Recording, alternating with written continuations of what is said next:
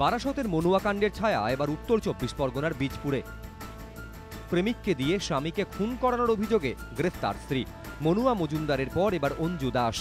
প্রাথমিক তদন্তে পুলিশের অনুমান পিকনিকের নাম করে পরিকল্পিত হত্যা।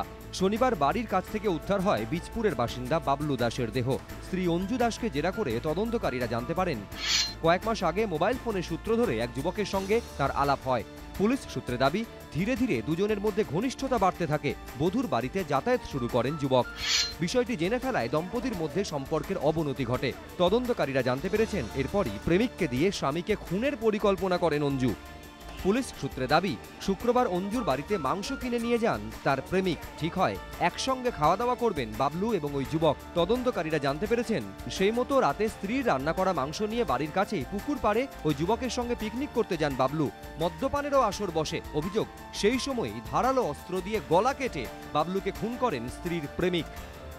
মোবাইল টোবাইল ঘেটে অনেক একটা ছেলের সাথে ভালোবাসা, এই জিনিসটা আমরা জানতে পারতাম না। একটুকু টের পেয়ে আমি চাই পুরো আবার শাস্তি হোক, যাবজ্জীবন যা শাস্তি হওয়ার কথা সেটাই হবে। বাবলুর স্ত্রীকে 5 দিনের হেফাজতে নিয়ে জেরা করছে পুলিশ। খোঁজ চলছে প্রেমিকের। এর আগে বারাসতে স্বামীকে খুন করানোর অভিযোগে গ্রেফতার করা হয় স্ত্রী মনুয়া ও তার প্রেমিক অজিতকে।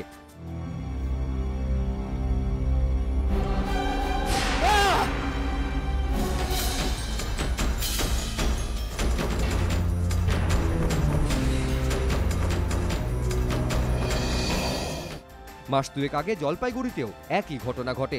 বীমা কর্মী উত্তম মহন্তকে খুনের ঘটনায় গ্রেফতার করা হয় তার স্ত্রী লিপিকা ও মেয়ে শ্বেতাকে।